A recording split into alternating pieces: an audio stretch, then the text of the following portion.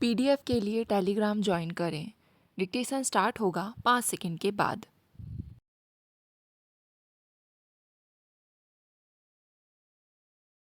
माननीय अध्यक्ष महोदय, जब मुझे भारतीय वाणिज्य तथा उद्योग मंडल संघ के इस वार्षिक अधिवेशन का उद्घाटन करने का आपका निमंत्रण मिला तो उसे मैं स्वीकार करने में कुछ हिचकिचा रही थी।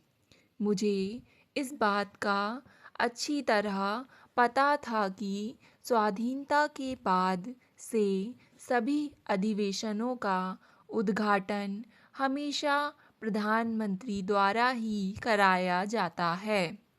मेरे हिचकिचाने का वास्तव में यही मुख्य कारण था।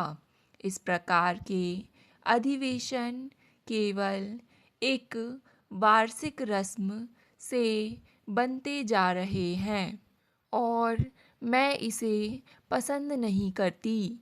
मुझे यह प्रवृत्ति पसंद नहीं कि प्रत्येक समारोह या अधिवेशन का उद्घाटन प्रधानमंत्री द्वारा ही कराया जाए और ऐसा न किए जाने पर उस समारोह को अपेक्षाकृत कम महत्व का समझा जाए। मेरा तो यह विचार है कि दूसरे मंत्री तथा अन्य गणमान्य लोगों को इस तरह के कार्य अधिकाधिक करने चाहिए। मुझे विश्वास है कि इस प्रयोग से आपको लाभ होगा। उद्योगों में लगा युवक वर्ग यह सोचता है कि उनकी प्रतिभा का पूरा पूरा उपयोग नहीं किया जा रहा है। मैंने अनेक बार युवा वर्ग के साथ निकट संपर्क बनाए रखने की आवश्यकता पर बल दिया है। मैं सरकार और निजी क्षेत्रों में लगे उद्योगपतियों, तकनीकविदों और प्रबंधकों की एक बैठक बुला रही हूँ, जिसमें हम अपने आधारभूत उद्देश्यों के परिप्रेक्ष्य में अपनी समस्याओं का ठोस और स्पष्ट हल ढूंढने का प्रयत्न करेंगे। इस बैठक में परस्पर विचार विमर्श में कई नई बातों का पता चलेगा। अब हमें अपने दृष्टिकोण और कार्यप्रणाली में क्रांतिकारी परिवर्तन लाने की आवश्यकता है। अध्यक्ष महोदय, आपने अपने भाषण में यह कहा है कि भारत में अभी काफ़ी गरीबी है और आपने इस बात पर चिंता प्रकट की है कि हम देश से गरीबी दूर करने और अर्थव्यवस्था को सुधारने में अधिक सफल नहीं हुए हैं। इसमें संदेह नहीं कि गरीबी हमारी मुख्य समस्या है, परंतु हम इसे किस तरीके से दूर करते हैं, इस बात से हमारे देश की सफलता आंकी जाएगी। इसके लिए लक्ष्यों का स्पष्ट निर्धारण, दृढ़ निश्चय और एकता की आवश्यकता है।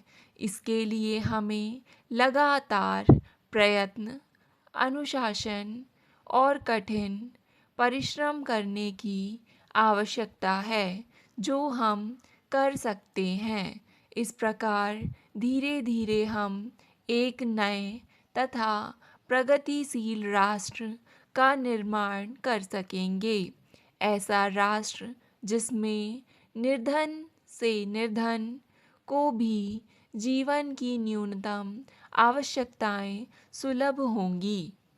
माननीय अध्यक्ष महोदय, देश में पूर्ण रोजगार, शिक्षा और स्वास्थ्य की आर्थिक सुविधाएं युवकों के लिए अधिक अवसर उपलब्ध होंगे और आय तथा धन संपत्ति की विषमताएं कम होंगी।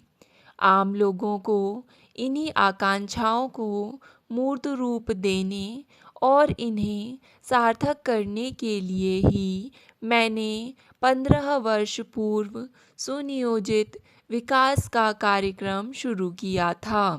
अब जबकि हमारे देश के सामने उपस्थित इस भारी समस्या के प्रति जागरूकता प्रकट की है, तो मुझे यह देखकर कुछ निराशा हुई, अध्यक्ष महोदय, कि आपने आगामी योजना के आकार को छोटा कर देने का सुझाव दिया है। निसंदेह सभी संबद्ध प्रश्नों तथा अपनी सीमाओं को देखते हुए हम योजना के प्रति व्यक्ति रूप से कैसा भी सोच सकते हैं, परंतु स्वयं योजना की सफलता के लिए इसके आकार को छोटा करने का सुझाव देना और यह कहना कि इससे गरीबी दूर करने में सहायता भी मिलेगी, कुछ जचता नहीं। यद्यपि मुझे संदेह नहीं कि इसके लिए हमें अपने संसाधनों को संगठित करना होगा और इस जनशक्ति तथा अन्य संसाधनों का समन्वित तथा समझदारी से उपयोग करना होगा। यदि हम इस जिम्मेदारी से बचते हैं और कोई बहाने आदि ढूंढकर इस त्रुटि को छुपाते हैं, तो यह आम आदमी के प्रति अपना दायित्व ना निभाकर केवल बातें बनाना ही होगा। केवल संसाधनों के उपयोग में सावधानी बरत कर ही हम गरीबी के विरुद्ध लड़ाई नहीं जीत सकते, बल्कि खतरा उठाने और अधिक जिम्मेदारी उठाने की क्षमता के पूरे उपयोग से जीत सकते हैं। इसका अर्थ यह नहीं कि हम अपने संसाधनों के उपयोग में सावधानी ना बरतें। मैं इस बात की उत्सुक हूँ कि ऐसे तरीके खोजे जाएं जिनसे हमारी अर्थव्यवस्था की प्रगति तेज हो, इसके प्रत्येक क्षेत्र में कार्य बेहतर ढंग से हो और ऐसा कम निवेश तथा लागत से किया जाए। मैं इससे इनकार नहीं करती कि अभी हाल में हमारी सफलता हमारी आशा अनुरूप नहीं हुई है।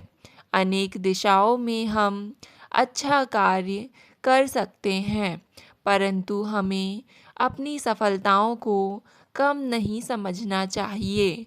पिछली तीनों योजनाओं में हमने कई ऐसी सफलताएं प्राप्त की हैं जिन पर हम गर्व कर सकते हैं।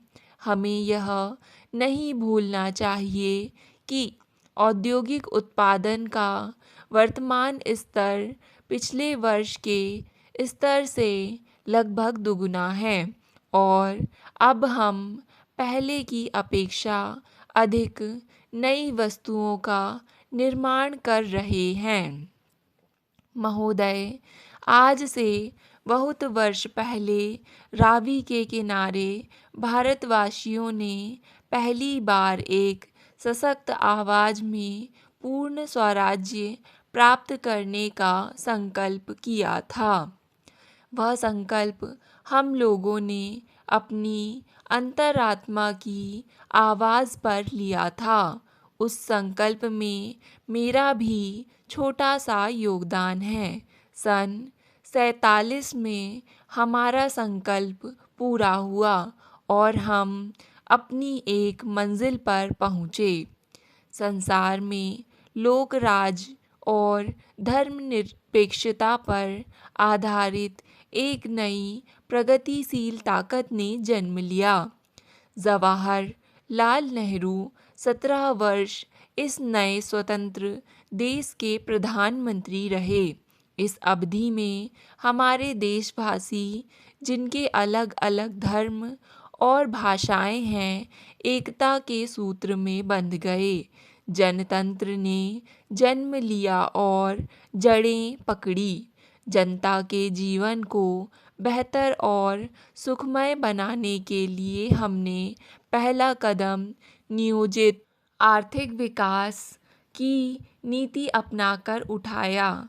भारत की आवाज़ इसकी सीमाओं के पार भी सुनी जाने लगी।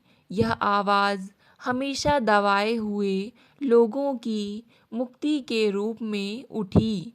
इससे बहुतों को आशाएं बंधी और हौसले बढ़े। साथ ही यह आवाज़ शांति और समझदारी की और सब राष्ट्रों में दोस्ती और सद्भावना बढ़ाने की थी, जो समयानुकूल और उचित ही था।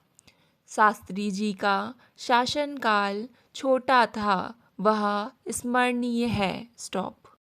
डिक्टेशन पसंद आए तो वीडियो को लाइक तथा चैनल को सब्सक्राइब ज़रूर करें।